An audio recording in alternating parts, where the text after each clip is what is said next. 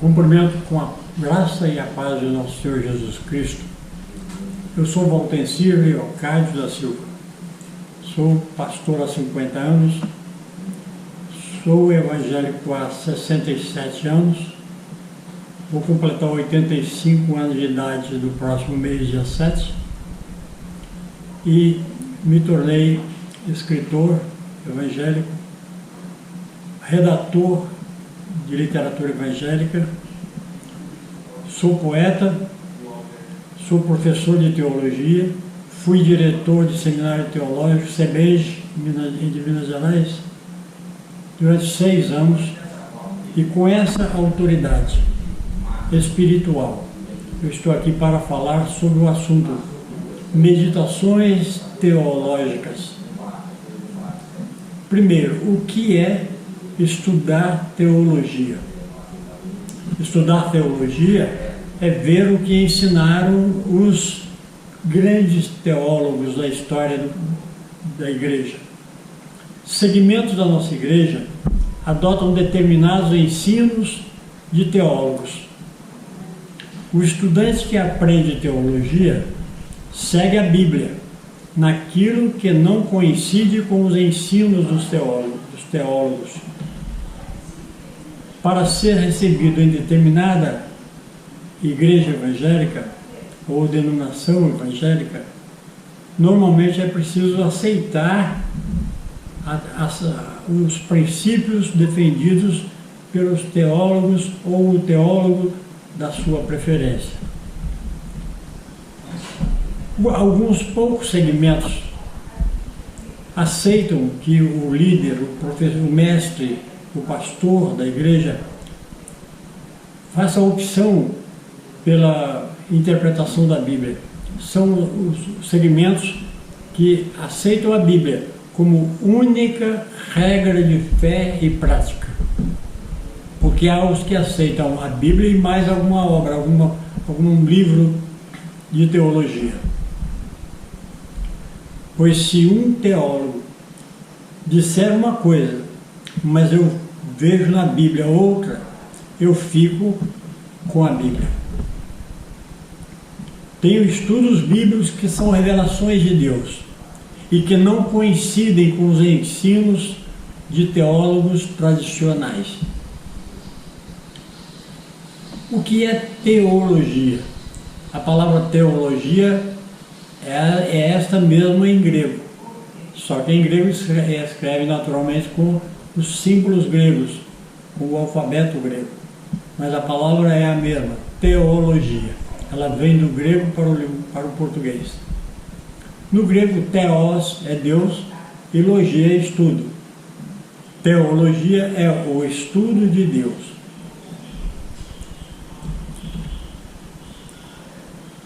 O objeto de pesquisa, o objeto que é usado para pesquisa da teologia é a Bíblia Sagrada, também chamada de Escritura Sagrada. Tem outros títulos que são dados à Escritura Sagrada. A Bíblia Sagrada contém, é o que dizem, alguns dizem a Bíblia Sagrada contém a palavra de Deus, mas eu afirmo, a Bíblia Sagrada, ela é a palavra de Deus. Alguns que aprovam e aceitam o princípio de que a Bíblia toda é a palavra de Deus, alguns afirmam que o seu registro, embora palavras ditas por homens ímpios e até palavras ditas pelo próprio Satanás, que são citadas na Bíblia, o registro é que é inspirado.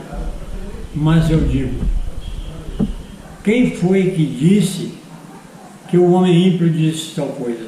Quem foi que disse que Satanás disse tal coisa? Foi Deus que disse.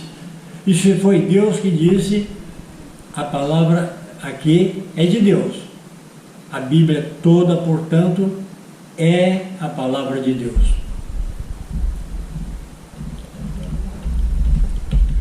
Louvo o Senhor pelas vidas dos teólogos que se empenharam em nos esclarecer pontos importantes a respeito do conhecimento de Deus. alguns exemplos de afirmações de teólogos que eu deixo de lado para ficar com o que a Bíblia diz, porque entendo que a Bíblia diz que é diferente daquilo que eles afirmaram.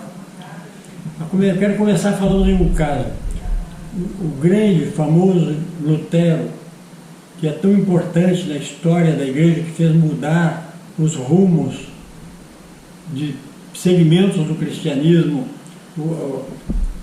surgindo através de Lutero, a grande reforma chamada de protestante. Lutero teve uma polêmica muito grande com um teólogo chamado Erasmo de Roterdã. E Lutero escreveu uma obra intitulada, em latim, De Servo Arbitrio, porque eles discutiam sobre se o arbítrio prevalece para aquele que se tornou um cristão. Quando eu era recém-convertido, tendo um conhecimento bíblico que era uma gota no oceano, eu querendo ter uma vida santa diante de Deus, eu fiz a seguinte oração: Senhor, eu devolvo o meu livre-arbítrio. Não quero mais escolher o meu caminho, mas que o Senhor me dirija. Mas ao conhecer mais a Bíblia, li Romanos 11, 29. Os dons e a vocação de Deus são irrevogáveis. Não vou discutir com Lutero nem com Erasmo de Roterdã. Eu fico com o que a Bíblia diz. Deus não aceita o meu livre-arbítrio de volta e não tira e não ultrapassa os limites do meu livre-arbítrio. Ele deu o livre-arbítrio e eu escolho o meu caminho e Ele não me força a fazer diferente. Eu tenho que querer buscar a vontade de Deus, querer fazer a vontade de Deus, buscar a vontade de Deus e pedir a Ele próprio que me dê forças para fazer a vontade dEle e não a minha. O teólogo Calvino disse: a predestinação não é segundo a presciência de Deus, mas eu leio na Bíblia, aos que antes ou de antemão conheceu, também os predestinou para serem conformes à imagem de seu Filho. Romanos 8, 29. Eu não preciso repetir, porque fico com o que a Bíblia diz. E o próprio Calvino ainda falou da predestinação fatalista, pela qual Deus escolhe quem vai para o céu e quem vai para o inferno. E disse ainda que se o predestinado ao inferno, mesmo chorando os seus pecados, confessando-se arrependido, não pode ser salvo, porque ele está predestinado ao inferno. Só que eu leio na Bíblia: isto é bom e aceitável diante de Deus, nosso Salvador, o qual deseja que todos os homens sejam salvos e cheguem ao pleno conhecimento da verdade. Está em 1 Timóteo 2, versos 3 e 4. Se Deus quer que todos os homens sejam salvos, como poderia Ele mesmo predestinar alguns para o inferno? Eu fico com o que a Bíblia diz. Deus quer que todos os homens sejam salvos. Ele não predestina ninguém ao inferno, mas Ele predestinou ao céu conforme a sua presciência. Ele me conheceu antes da criação do mundo e me predestinou para que agora eu estivesse aqui fazendo o que eu estou fazendo. Outro teólogo chamado Jacó Armínio disse que o salvo pode perder a salvação. Existem segmentos que aceitam que o salvo pode perder a salvação. Mas eu leio na Bíblia: estando nós mortos em nossos delitos, nos deu vida juntamente com Cristo, pela graça sois salvos, e juntamente com Ele nos ressuscitou e nos fez assentar nos lugares celestiais em Cristo. Efésios 2, versos 5 e 6. Ora, se o salvo já está assentado nos lugares celestiais em Cristo Jesus, quem poderá tirá-lo de lá? Agora, Se o indivíduo conviveu com os salvos ao ponto de ser contado entre eles, mas não nasceu de novo, também não foi um salvo que se perdeu, e sim uma pessoa que nunca esteve nos lugares celestiais em Cristo. Não pode perder a salvação aquele que nunca foi salvo. Ninguém pode perder o que não tem.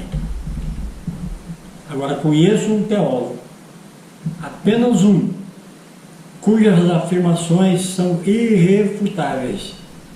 É o maior teólogo do cristianismo, também chamado de apóstolo Paulo. Paulo dizia: o que recebi do Senhor também vos entreguei. 1 Coríntios 11, 23 e 15, 3.